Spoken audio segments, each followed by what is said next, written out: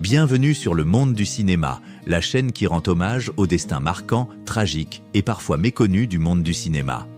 Dans cette vidéo, nous allons présenter 15 acteurs célèbres morts lors de crashs d'avions, drames qui ont secoué Hollywood, la France et le monde entier. Ces stars, adorés par le public, ont vu leur vie se briser soudainement, souvent au sommet de leur carrière, derrière chaque visage, une histoire bouleversante, un tournage stoppé, une trajectoire ruinée. Nous révélerons leurs vrais noms, leurs âges, leur parcours fulgurant et les circonstances tragiques de ces disparitions qui ont marqué la mémoire du 7e art. Maurice Vineau, né à Paris, fut l'un des pionniers méconnus de l'aviation française, un homme dont la passion pour le vol et la mécanique symbolisait l'audace et la curiosité de la belle époque. Il meurt tragiquement en 1916, à l'âge de 27 ans, lors d'un accident d'avion survenu pendant la Première Guerre mondiale, alors qu'il servait comme pilote au sein de l'armée française. Avant de s'illustrer dans les airs, Maurice Vineau s'était fait connaître dans le monde du sport automobile et de l'ingénierie.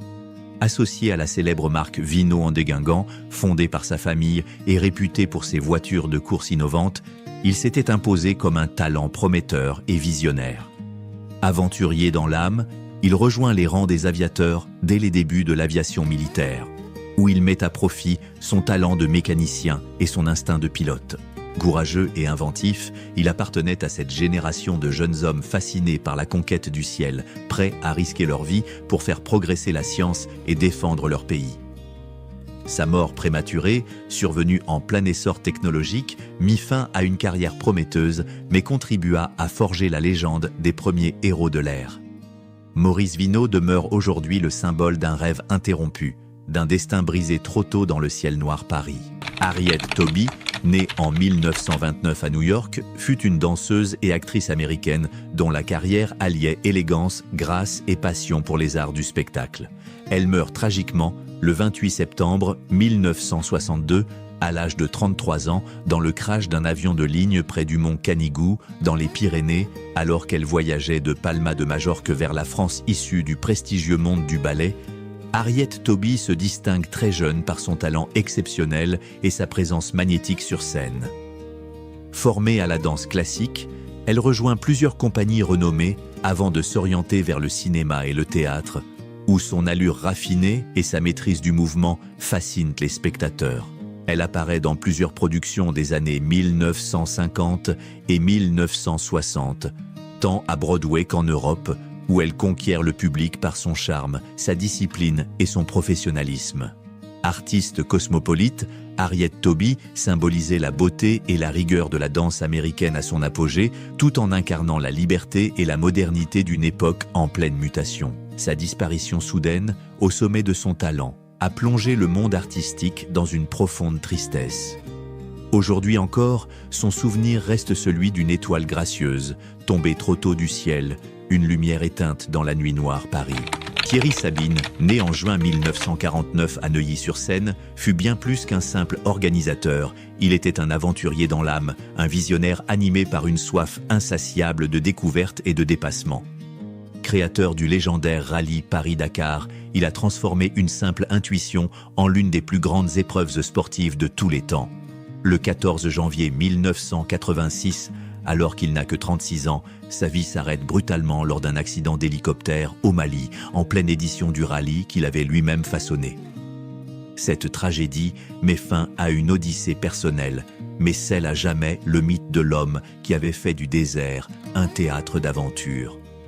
Tout commence en 1977, lors du rallye Abidjan-Nice. Sabine se perd dans l'immensité du désert libyen. 3 jours dans un océan de dunes, face au silence, à la nuit glaciale et au vent brûlant du Sahara. Ce moment, que beaucoup auraient vécu comme une épreuve, devient pour lui une révélation. Le désert l'appelle, le bouleverse, l'obsède. De cette errance naît une idée folle, presque impossible, créer une course reliant l'Europe à l'Afrique. Un parcours où l'homme affronte non pas ses adversaires, mais les éléments eux-mêmes. Une aventure humaine autant que sportive, un défi où la solidarité compte autant que la performance, où l'on se retrouve autant que l'on progresse, Thierry Sabine voit juste. Son projet deviendra un mythe. Et aujourd'hui encore, Même après sa disparition, l'esprit du Dakar continue de porter sa signature, l'audace, la liberté et ce goût unique de l'inconnu qui faisait de lui une légende.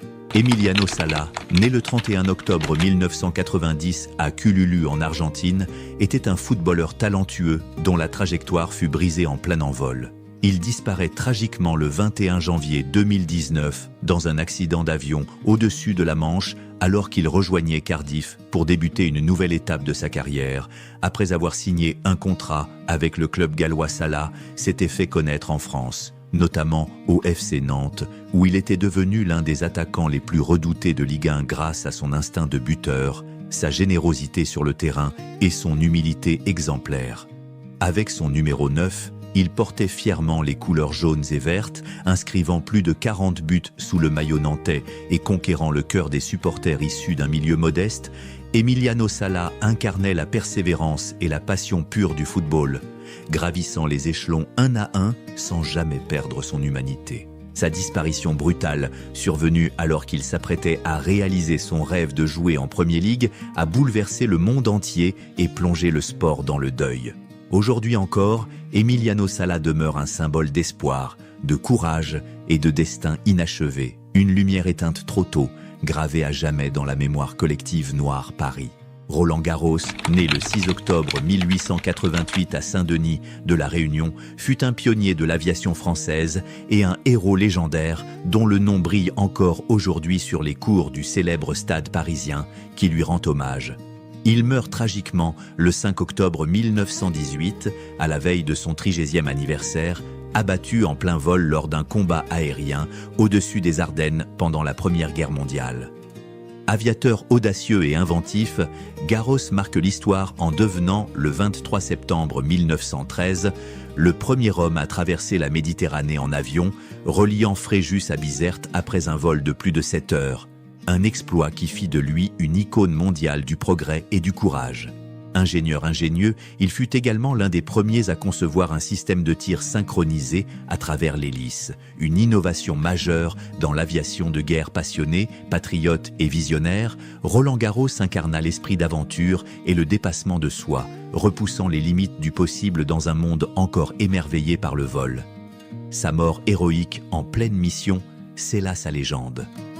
Aujourd'hui encore, son nom évoque non seulement le sport et la gloire, mais aussi le souvenir d'un homme tombé du ciel, une lumière éteinte dans le noir Paris. Marcel Cerdan, né le 22 juillet 1916 à Sidi Bel Abbès en Algérie, fut l'un des plus grands boxeurs français de tous les temps, une véritable légende du sport mondial. Il meurt tragiquement le 28 octobre 1949, à seulement 33 ans, dans un crash d'avion sur le mont Redondo, aux Açores, alors qu'il se rendait à New York pour retrouver sa bien-aimée, la chanteuse Edith Piaf, et préparer un match revanche contre Jake LaMotta. Surnommé le bombardier marocain, Cerdan s'était imposé grâce à son courage, sa technique irréprochable et sa détermination sans faille. Champion de France puis champion d'Europe, il atteint la consécration en 1948 en devenant champion du monde des poids moyens après sa victoire contre Tony Zale. Sa carrière exceptionnelle, marquée par 111 victoires sur 114 combats, symbolisait la force, la discipline et la fierté française de l'après-guerre. Au-delà du ring, Marcel Cerdan incarnait l'élégance et la loyauté. Un homme simple, généreux, profondément aimé. Sa relation passionnée avec Edith Piaf contribua à nourrir la légende romantique de son destin brisé. Sa disparition soudaine bouleversa la France entière, faisant de lui un héros éternel, symbole de courage et de grandeur arraché trop tôt à la vie. Son nom reste gravé dans la mémoire collective, sombre sur Paris, comme celui d'un champion immortel. Michèle Verly, née Michèle Armande Hoyot, le 19 juillet 1909 à Paris, fut une actrice et directrice de théâtre française au destin aussi brillant que tragique. Elle meurt le 2 mars 1952, à seulement 42 ans, dans un accident d'avion survenu près de Nice alors qu'elle revenait d'un déplacement artistique. Figure élégante du cinéma et de la scène française des années 1930 et 1940, Michèle Verly s'était imposée par son charme naturel, sa grâce et une présence scénique d'une grande sensibilité. Elle débute au théâtre avant de se tourner vers le cinéma muet, puis parlant, apparaissant dans des films marquants tels que Le couteau sous la gorge, 1932, ou La femme nue, 1938. Après la guerre, elle consacre son énergie au théâtre, devenant directrice du théâtre de l'Ambigu à Paris, où elle œuvre à faire revivre la scène populaire avec passion et exigence. Sa carrière promettait encore de grandes réussites lorsqu'un destin cruel la faucha en plein essor. Son décès bouleversa le monde artistique qui perdait une femme de talent, de courage et de vision. Michel Verly demeure une figure trop tôt disparue, symbole d'un art français raffiné et exigeant. Aujourd'hui encore, son nom résonne comme une étoile éteinte dans le ciel noir Paris. Valentin Petit, né en 1988 à Tours, était un réalisateur et vidéaste français prometteur dont la créativité et l'audace visuelle laissaient présager une carrière exceptionnelle. Il meurt tragiquement le 9 juin 2023 à l'âge de 35 ans dans un accident d'avion survenu à Giez-et-Nonglard, en Haute-Savoie, alors qu'il effectuait un vol privé.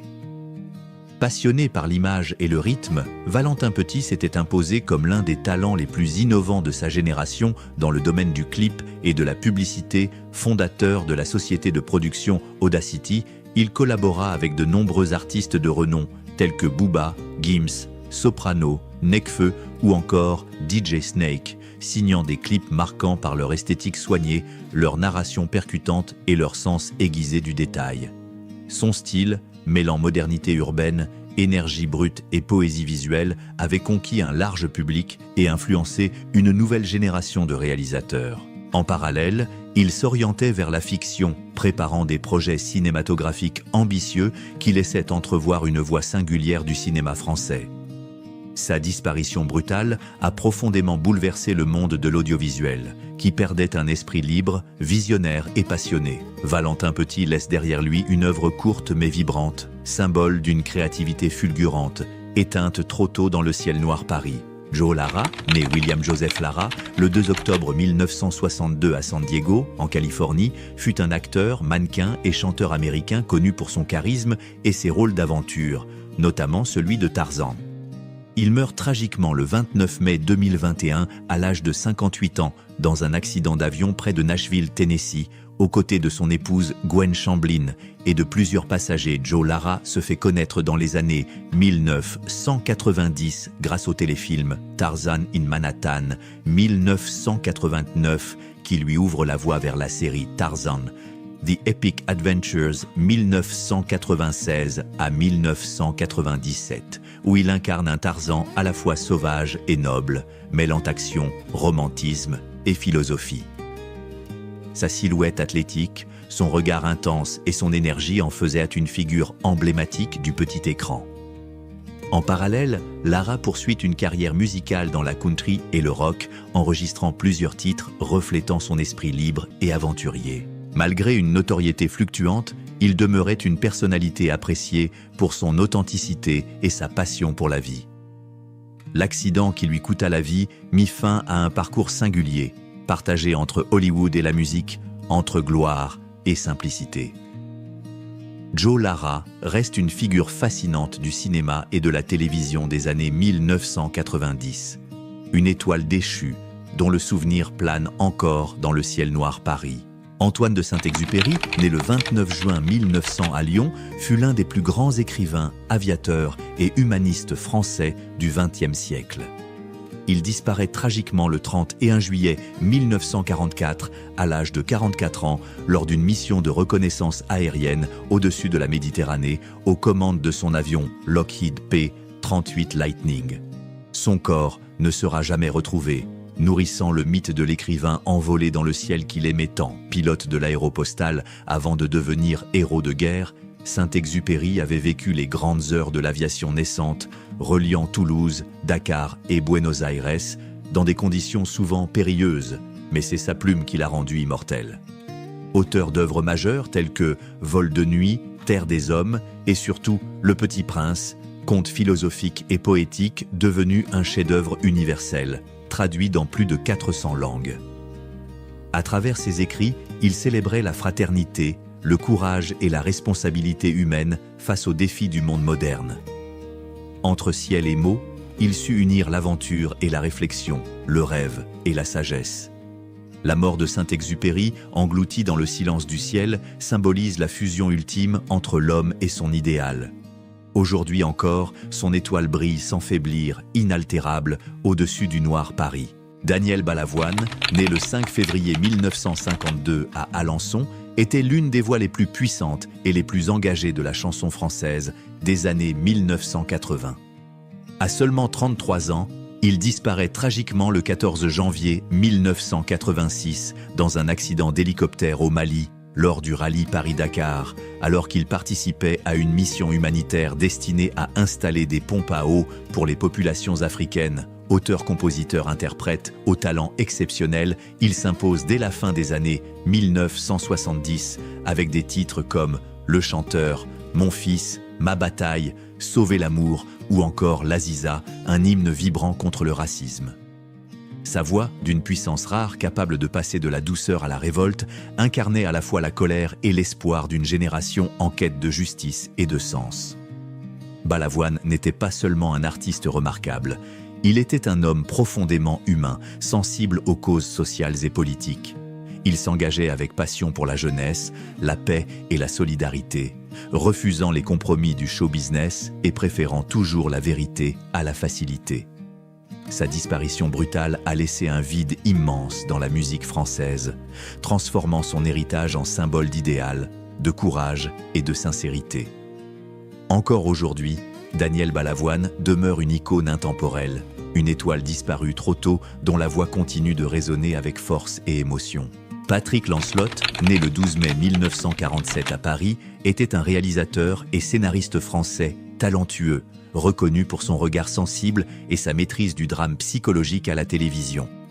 Il meurt tragiquement le 14 janvier 1986 à l'âge de 38 ans dans le même accident d'hélicoptère survenu au Mali, qui coûta également la vie au chanteur Daniel Balavoine et à plusieurs membres de l'équipe du rallye Paris-Dakar. Discret mais respecté, Patrick Lancelot s'était imposé dans le paysage audiovisuel français grâce à des œuvres marquantes dominées par l'émotion et la profondeur.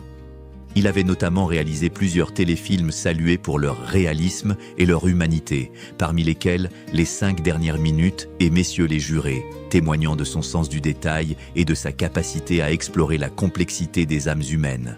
Sa carrière prometteuse laissait entrevoir un avenir brillant dans le cinéma et la télévision, où il aurait sans aucun doute poursuivi l'exploration sensible de la société française avec justesse et passion.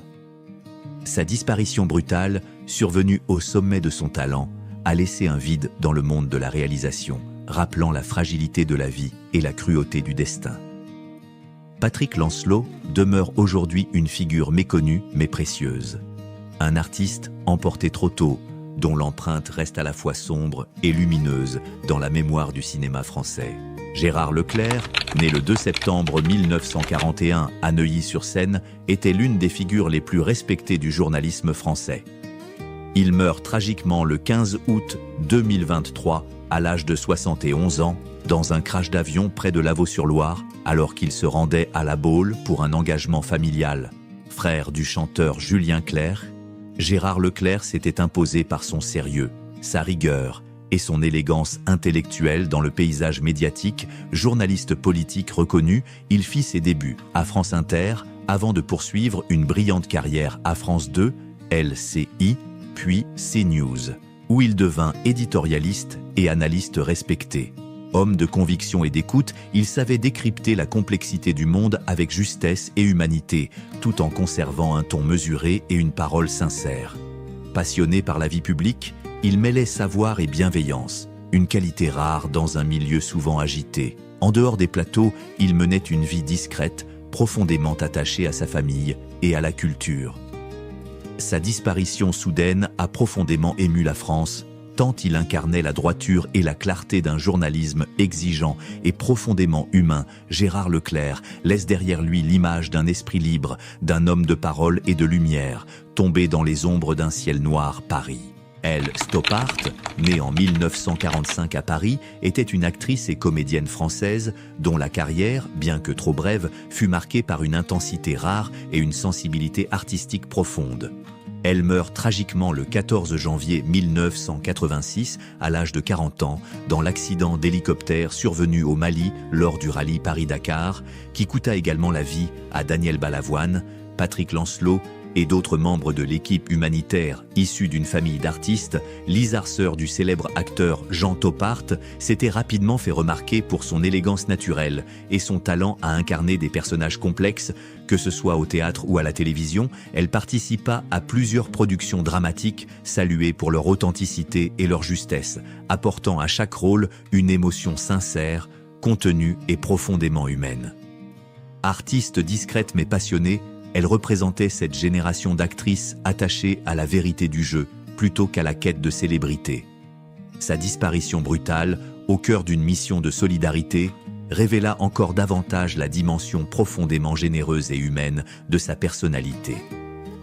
Le monde du spectacle perdit ce jour-là une âme sensible, la promesse d'un parcours encore riche en émotions et en beauté. Listopart demeure aujourd'hui une figure méconnue mais lumineuse, emportée trop tôt dans le ciel sombre et tragique de Noir Paris. Xavier Bagou, né le 11 septembre 1961 à Genève, était un pilote d'hélicoptère et humanitaire suisse animé par le courage, la générosité et une profonde passion pour le vol. Il perd tragiquement la vie le 14 janvier 1986 à seulement 24 ans dans le terrible accident d'hélicoptère survenu au Mali lors du rallye Paris-Dakar, aux côtés de Daniel Balavoine et Patrick Lancelot. Fils de la philanthrope Albina Dubois-Rouvray, François Xavier découvre très tôt sa fascination pour l'aviation et devient pilote professionnel dès l'adolescence. Il se spécialise dans les missions de secours et d'urgence, intervenant dans des zones dangereuses pour sauver des vies, un engagement exceptionnel pour son jeune âge.